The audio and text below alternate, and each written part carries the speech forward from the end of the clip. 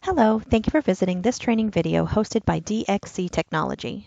Today, I'm going to show you how to enroll a new atypical provider in the Provider Management module for Vermont Medicaid. Before we begin, please note that this video is intended for informational purposes only and does not guarantee approval of your enrollment in Vermont Medicaid.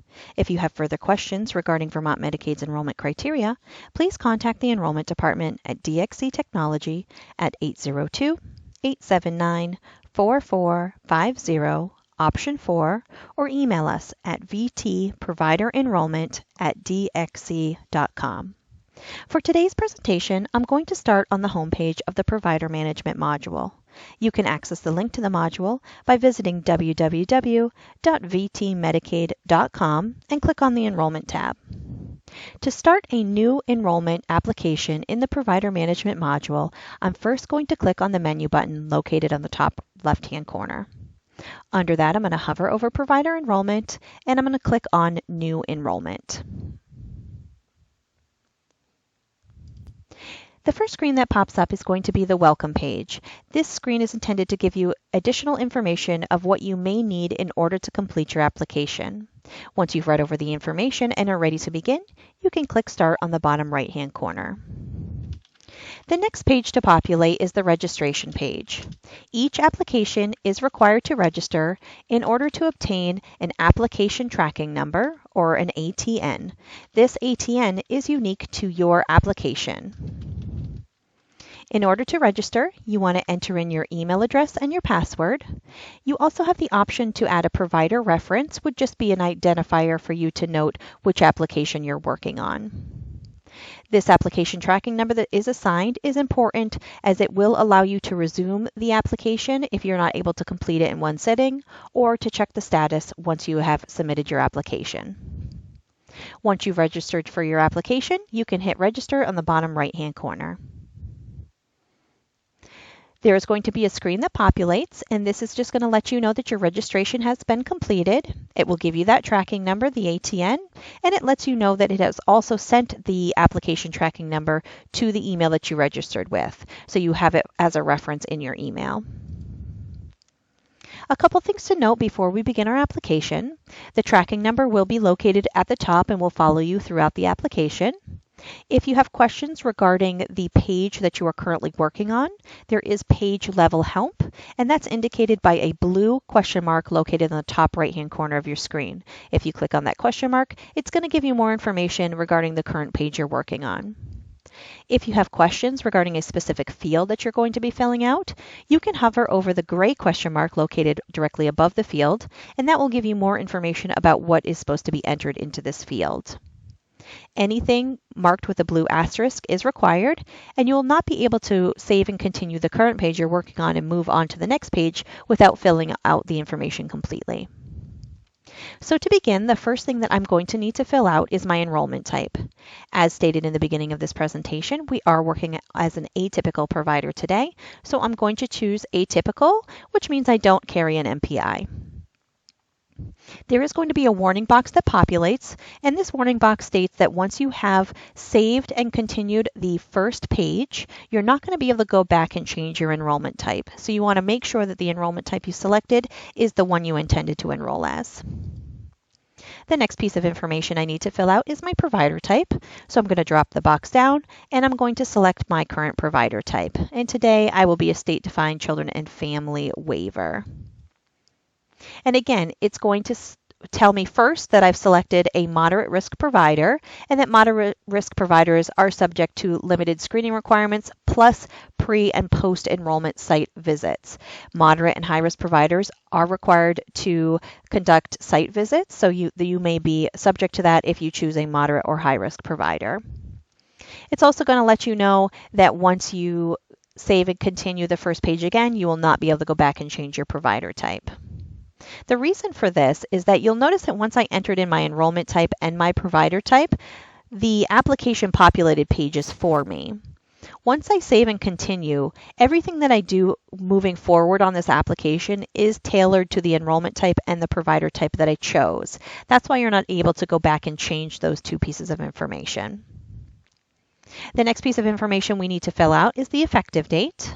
You can ask for an effective date up to 1 year in the past or up to 90 days in the future. You'll need to give us some information regarding your provider. So we're going to say that we're a business today, and we're going to provide the legal name. If there is a tax name or a DBA that you wanted to include, you could enter that here, but it's not required. And then I also need to provide my EIN.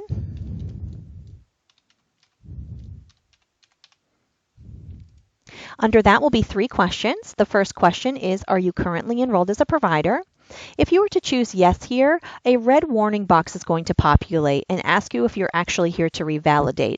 It is assuming that since you are currently enrolled as a provider, that you want to revalidate instead of enrolling again. So if that is the case, this isn't the avenue to do so. You wouldn't want to start a new enrollment. So you would just click yes, and it's going to bring you back to the home page in order to revalidate. We are here to do a new enrollment today, so I'm going to check no, and I'm going to change my status back to no. We're also going to ask if you were previously enrolled as a provider. If you choose yes, a box is going to populate to the right-hand side and ask you to provide us your 14-digit service location ID that you currently held as a VT enrolled provider. And lastly, we're going to ask you if you're Medicare enrolled. If you are to choose yes, you'll notice that nothing is populated here, but it will ask you later on down in the application for that Medicare information. So I'm going to leave it as yes for today. Under that will be a question regarding the programs that you wish to enroll in with Vermont Medicaid. Currently, there is only one program to select, so you're simply going to drop the box down and select fee-for-service only. The last piece of information that you're going to give us on this page is the contact information. This is the contact information for this specific application. In the event that DXE or the Department of Vermont Health Access has additional information they would like to ask regarding your enrollment application, who would we go to here? And you'll notice that once I tabbed through the zip code, it's going to process through the United States Postal Service to validate my address. It's going to give any suggested changes here, and I'm going to click on it to accept those changes. You'll notice that it added the last 4 of the zip code here to my address. If you didn't want to accept the changes, you could simply click the X button to X out and not accept it. But I am going to accept it today, so I'll go ahead and click here in the line item. I need to provide a phone type, and I'm going to say that this is my work number. You can add an extension or a fax number here. Now you'll notice that as I'm filling out the email address, it's not asterisk as being required. However, directly below where you enter your email address is a question regarding your preferred communication. You'll need to let us know if you prefer for us to communicate to you via email or mail. If you choose email, you will be required to fill out the email address before you can move on. We do recommend that you choose email as your preferred communication, as you will receive notifications much faster and much easier this way. We have come to the end of the first page, so now I have the option to hit save and continue. However, before I do so, I just want to reiterate back at the top of the page that I cannot change the enrollment type or the provider type once I move on from this page. So you want to make sure those 2 pieces of information are correct. They are correct for me today, so I'm going to go ahead and scroll back down, and I'm going to hit save and continue. This is going to bring me to the second tab of our application. You'll notice at the top there is a progress bar that lets you know where you are in the application.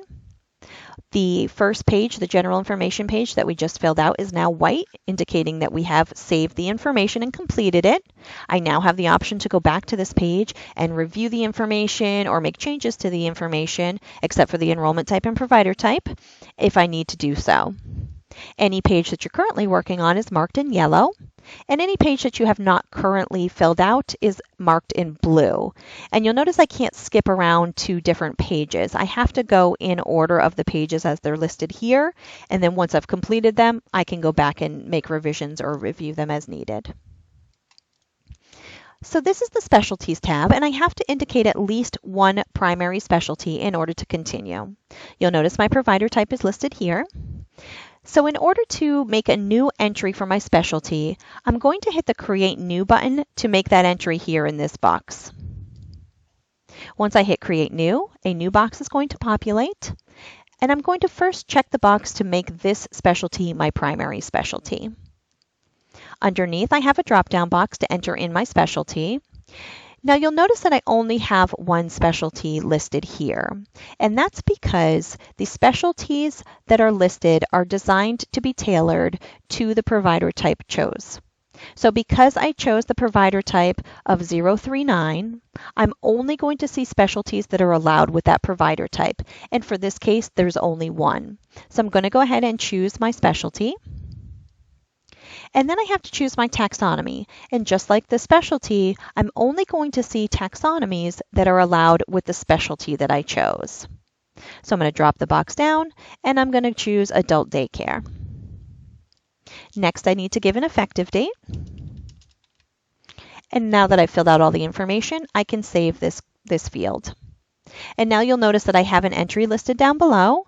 It gives me my specialty, the taxonomy I chose, and I know this is my primary, and here's my effective date. If you realize that you made an error in this entry, say the taxonomy is not the one you meant to choose, you can edit this by clicking the pencil icon located on the right-hand side of the line item.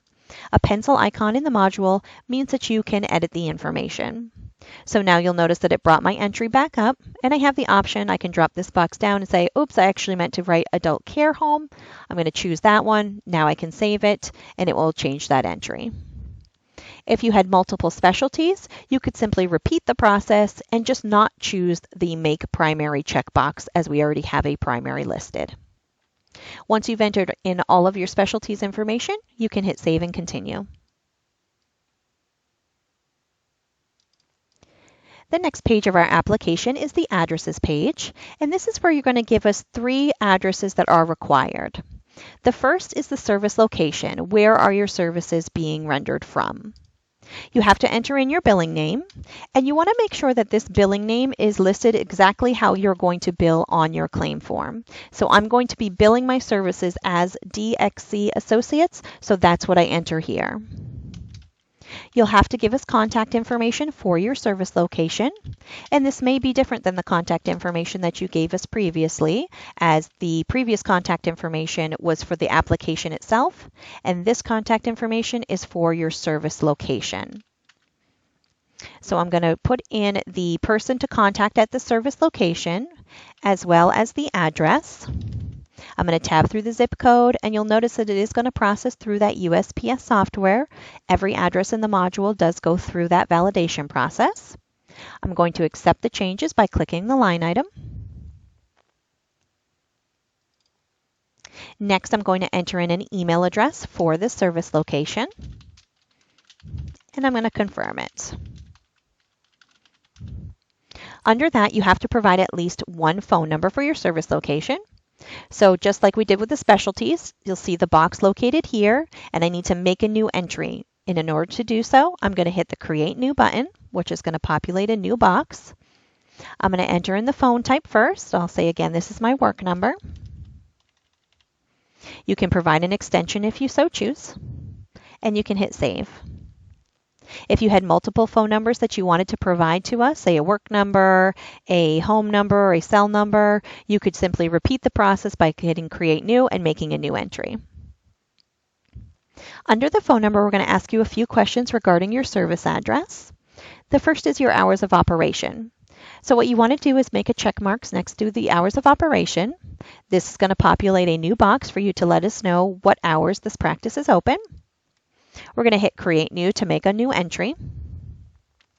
And you have a multitude of different ways you can report your hours. So if you drop the box down on day, you'll see that you have the option to choose every day. You could do day by day if you had different hours per the day. You can choose weekdays or weekends. So you really can tailor this to whatever hours your practice is open. For today, I'm going to choose that we're open standard weekdays, Monday through Friday. And I'm going to say that we are open from 8 o'clock in the morning until 5 o'clock in the afternoon. And then I'm going to hit Save. And here is my entry. If you had many different entries, say you wanted Monday, you had certain hours, you would enter that. If Tuesday's hours were different, you could hit Create New and just make an entry for Tuesday. And just make as many entries as you need to. Next, we're going to ask you if the service location is ADA compliant and accessible by public transportation.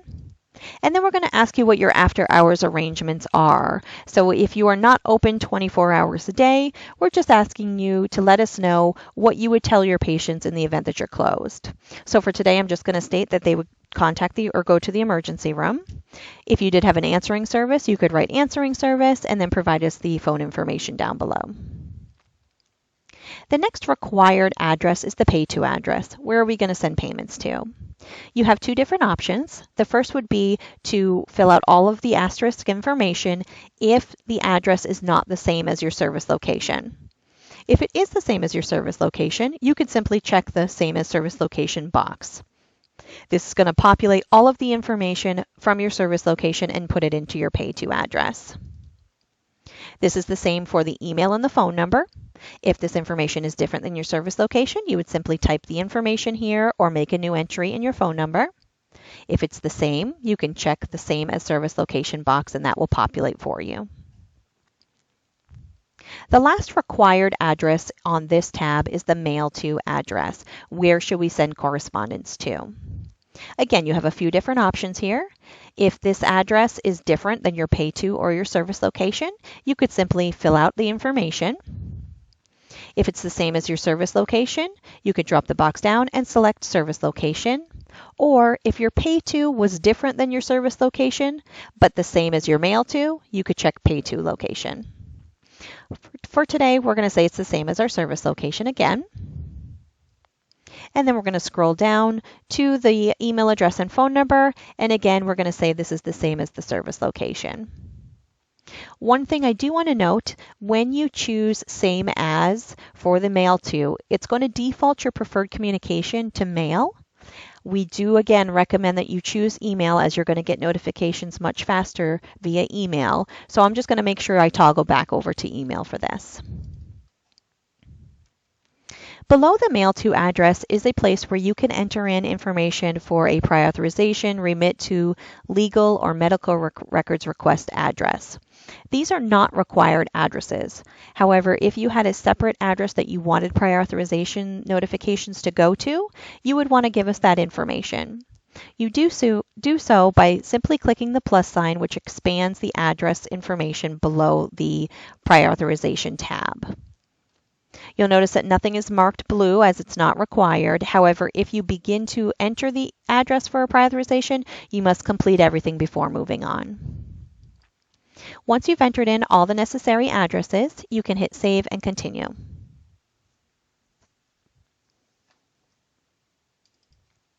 The next tab we're going to complete is the Organization tab. This is where you're going to give us information regarding your organization details. The first piece of information you're going to report is your organization type. So I'm going to drop the box down and I'm going to select from the list provided below. And for today, I'm going to say that we are a nonprofit. Next, you'll need to give us a tax classification. So again, you're going to drop the box down and select from the list below. If any of the following is applicable to you, registered with Secretary of State, incorporated, chain affiliated, operated by management company, domestic or foreign owned, you would simply want to check the box. If you check either registered with Secretary of State or incorporated, you will be required to give us the information that is to the right. So for registered with Secretary of State, you'll be required to give us your business start date, and for incorporated, you'll be required to give us your incorporation date. None of these apply to me today, so I'm going to leave them blank, and I'm going to hit save to continue. The next page of our application is the credentials page. The first thing that populates under the Credentials tab is asking for a license. As an atypical provider, you may not hold a license, so you are not required to fill this out. However, if you do have a license that you need to report, you would want to do so by hitting the Create New button and giving us the license number, the state it was issued, the issuing board, and the effective and the end date. Under the license information is the Medicare participation information. Because at the beginning of the application we stated that we are Medicare enrolled, we would want to provide that information here. So to do so, again, I want to make a new entry, so I'm going to hit Create New. I do want to be considered for Medicare crossover claims, so I'm going to check that box. I'm going to provide the Medicare number, followed by the Medicare type. And I'm going to say today that I am enrolled in Medicare Part B, the effective date, and the end date of my Medicare participation. Once you've entered in all that information, you can hit Save to continue. If you were enrolled in multiple Medicare programs, say Medicare A, B, D, you could list all of those here. You would just want to make a new entry changing the Medicare type. Under the Medicare participation will be a question regarding if you're enrolled in other state Medicaid programs. If you choose yes, that you are, you're going to be required to give us a little bit more information.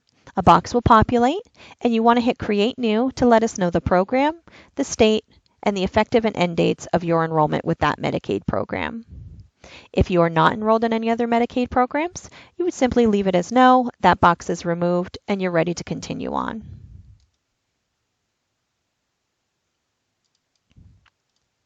The next page of our application is the Other page. We're going to start by adding any languages that are spoken at this service location. Again, I want to make a new entry, so I'm going to hit Create New, and I'm going to select English from the drop-down list. I'm going to hit Save to continue, and here it's listed below. I also speak French at this location, so I want to add a new entry. I'm going to hit Create New again, drop the box down, and I'm going to choose French. And you can repeat this process as many times as you have languages that are spoken at this service location. Under the languages will be a place for you to report to us any certifications that you hold. It is not required, but if you would like to let us know, you can hit Create New, and you can make an entry giving us the specialty that the certification relates to, the certification type, number, and the effective and end date of that certification. There is a place under the certifications for you to provide us a URL if you have a website for your service location. If you do, you just want to make sure that your entry begins with HTTP or HTTPS in order to make it a valid URL in the module. Under that will be the malpractice information, and you are required to give us this information. So I'm going to start by making a new entry and hitting Create New to do so. You need to give us the type of carrier, the name of the carrier, the policy number, the aggregate coverage amount, and the coverage per occurrence. Now you'll notice in these coverage amounts, I didn't add any special characters. I didn't add a $ or a decimal or a comma. Those are not supported in these fields, so you want to make sure just to stick to digits. I need to put in the effective and the end date of my policy. Once all that information is filled out, you can hit Save to continue. Under the malpractice information will be a question regarding if you currently or have been within the last 10 years been involved in a malpractice suit or claim. If your answer to this question is yes, you want to hit the radio button of yes, and you'll notice that populates a new box for you to make an entry to give us more information regarding that suit or claim. If so, you would provide to us the patient or plaintiff name and the policy number of your suit, or if it's a claim, you want to give us the claimant or plaintiff filed in the suit and the status of that claim. If your answer is no, you simply check no, the box is removed, and you're able to save to continue. The next page listed is the EFT, or Electronic Funds Transfer page. It's going to ask you if you wish to be enrolled for electronic funds transfer. It's going to default to no, so if your answer is no, that you don't want to be enrolled and you want to receive paper checks, you would simply leave it as no and hit Save and continue to move on. However, if you wish to be enrolled, you want to check yes, and that's going to populate some information below. The first two pieces of information are the provider information, which is pulled from the information given to us at the beginning of the application, as well as the provider identifier information. These are two complete fields. You don't need to enter any other information in here to continue. Under that, you have the option to give us the provider contact information, agent, agency, or pharmacy information. However, these are not required. But if you wish to report this information to us, you can simply expand the selection, and it will populate and allow you to enter that information below. What will be required on this page is the financial institution information. I'm going to start by entering my financial institution name.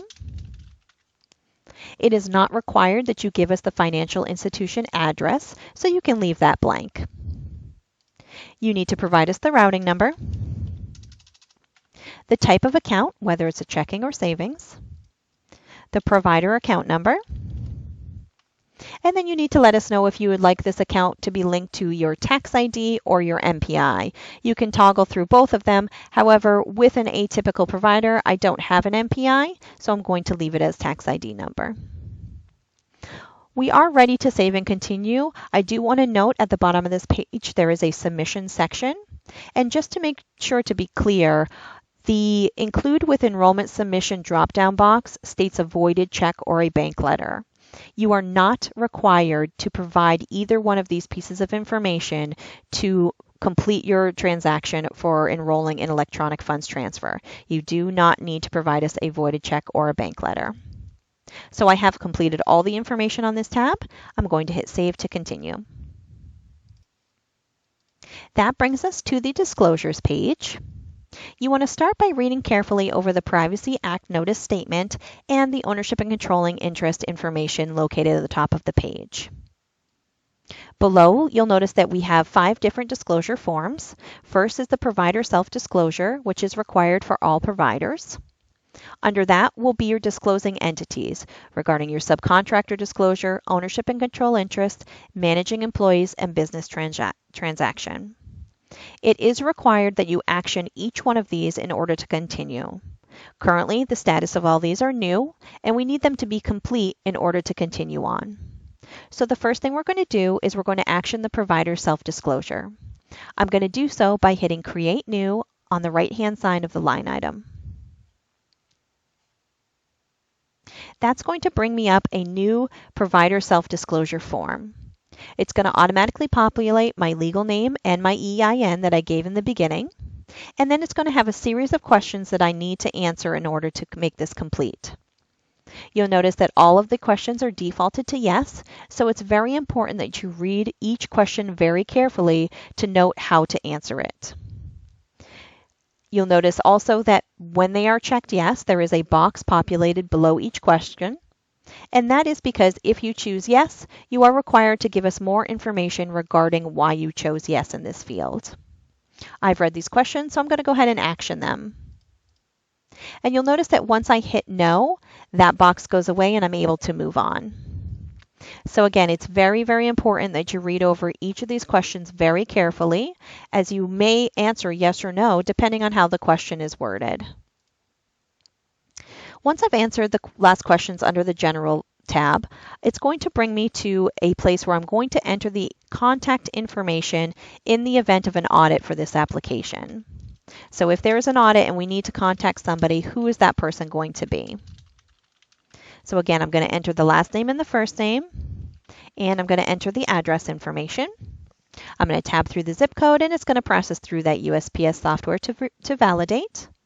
I'm going to accept the changes by clicking in the line item.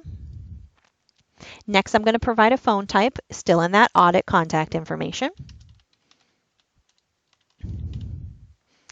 Then under that will be another address that you're required to give us, which would be the physical location of your records. Where are your records kept?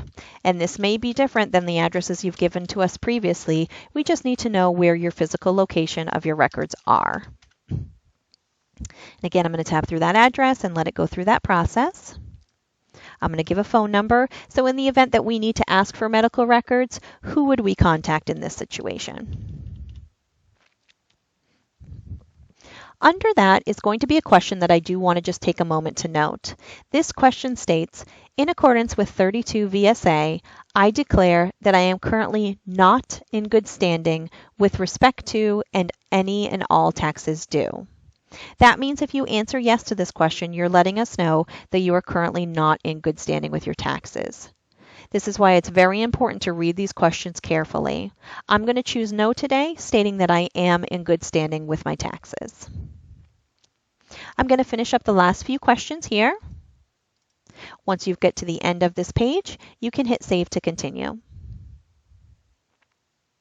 It's going to bring you back to the disclosure page, and you'll notice now under provider self-disclosure, I have a completed status. I have met the requirement for my self-disclosure. So the next thing I'm going to do is I'm going to action the subcontractor disclosure. And again, regardless of whether or not you have a disclosing entity to report in this field, you have to action it either way. So I'm going to start by hitting Create New on the line item, and that's going to bring me up a blank subcontractor disclosure form. The first question states, has the provider had business transactions with any subcontractor totaling more than $25,000 during the preceding 12-month period? If you answer yes to this question, you would want to give us all the information listed below. However, if you do not have any subcontractors and your answer is no, once I choose no, all of that information goes away and I can hit Save to continue. And now I have completed my subcontractor disclosure form and requirement. I'm going to do the same thing with ownership and control interest. I'm going to hit Create New to make a new entry. And this time, I'm going to answer, is there an entity with an ownership or controlling interest in the disclosing entity as described above? I'm going to answer yes to that. I next have to say, is the entity an individual or a corporation? And I'm going to say this is an individual who holds 10% interest. Any disclosing entity that holds at least 5% or more, you would want to disclose here. I'll need to give the last name and the first name of that disclosing entity, as well as the social security number. I have to enter in a birth date and that entity's address.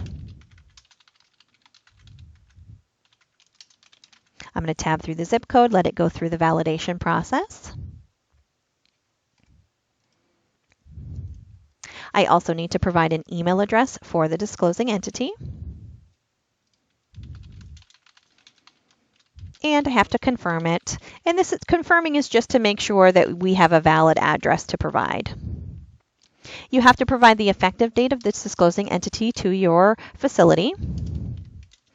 And chances are you don't have an end date for this person. If you did, you can certainly enter it here. Otherwise, it's going to default to the end of time and you can leave it as such.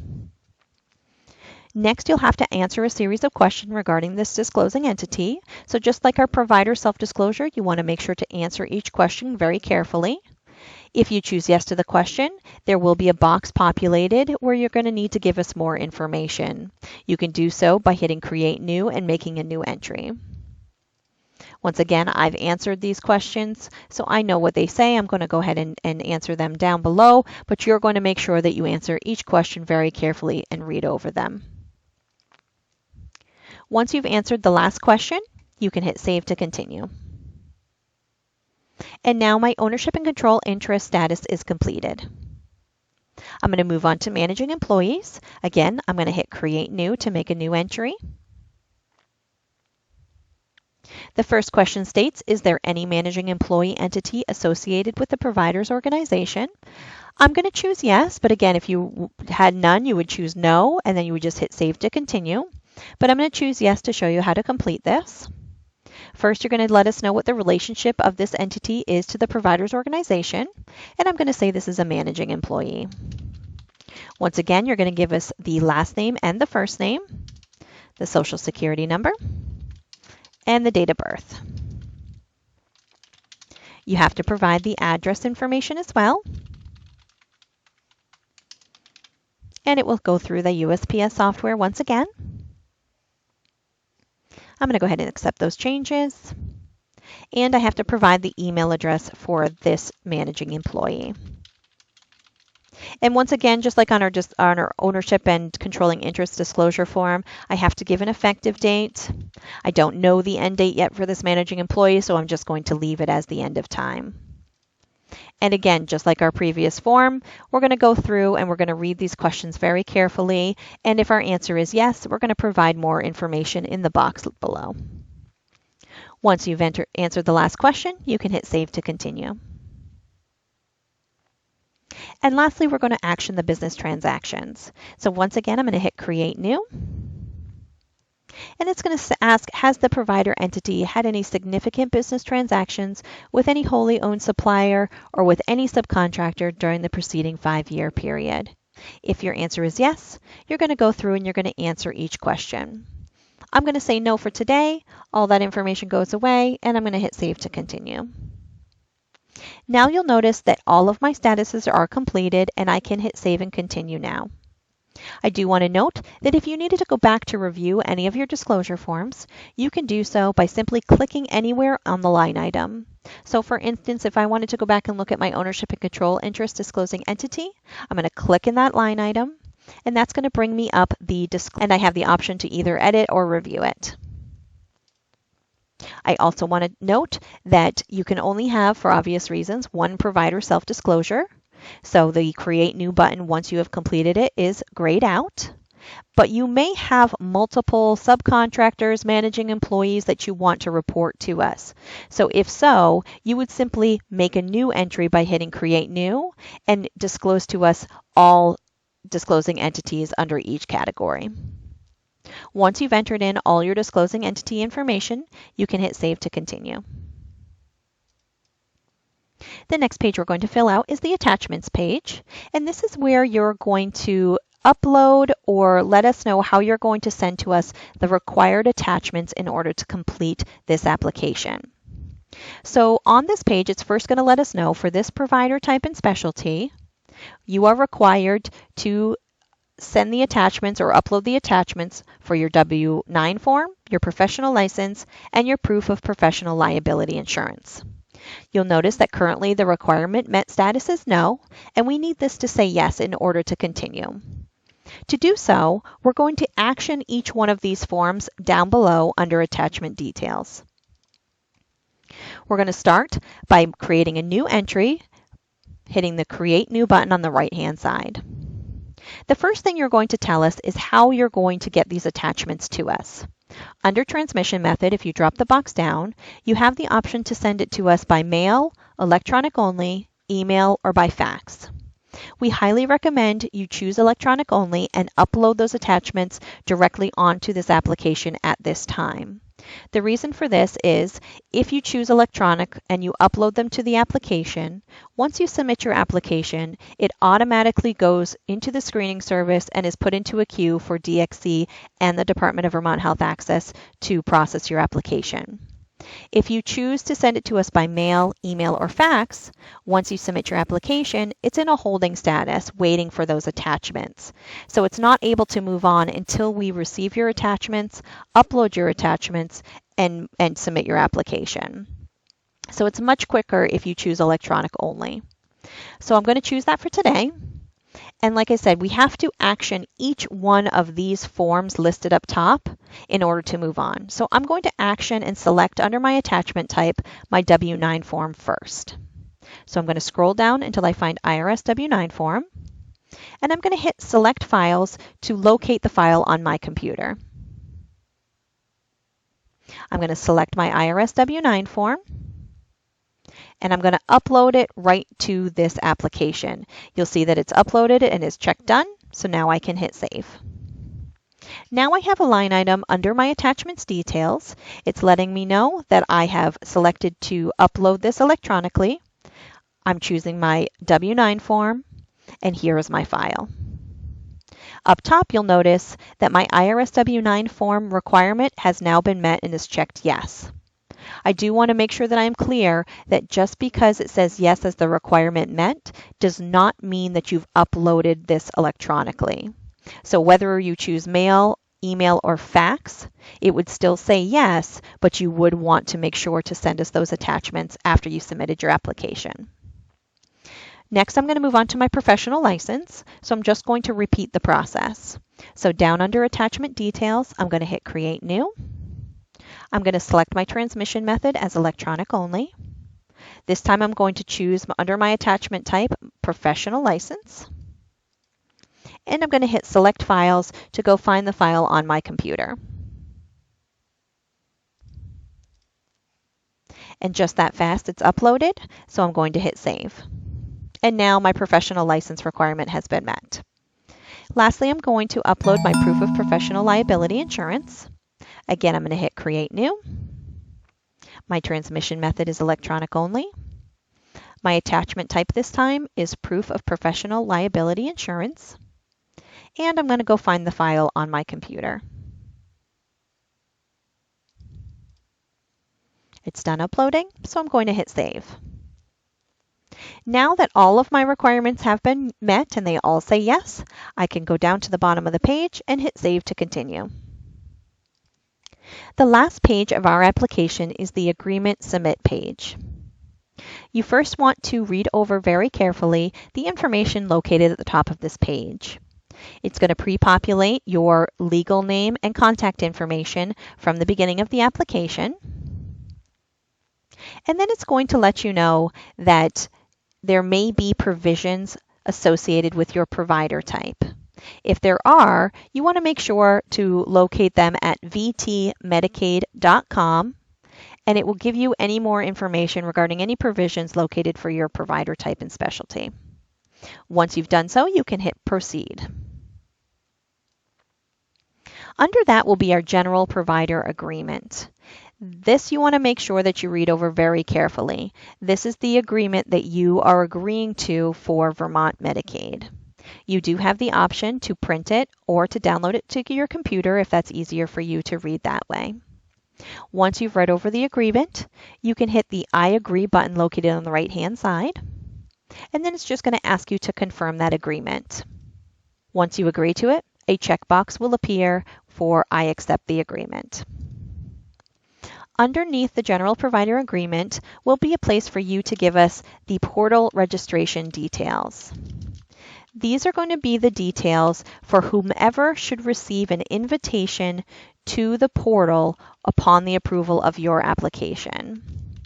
So when your application is approved, this person, whoever you mark in this category, is going to receive an invitation code in order to register for the provider portal in order to manage and maintain the information for this enrollment organization. I'm going to finish up by entering a date of birth.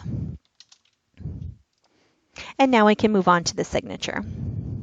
So you're first going to sign this electronically by clicking the I accept button.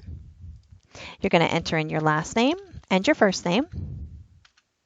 And if you have any comments that you want to provide to DXD or the Department of Vermont Health Access, you can access that here and enter that information. The last step before we can submit our application is to enter a verification email ID and request a verification code. This is just to ensure that this is an actual person who is requesting this information and who is submitting this application. So I'm going to enter in my email here. Now, I do want to note that once I hit request verification code, I have 10 minutes to use that code that's going to be sent to my email before it expires. So you really want to make sure that you're ready to submit your application when you hit request verification code.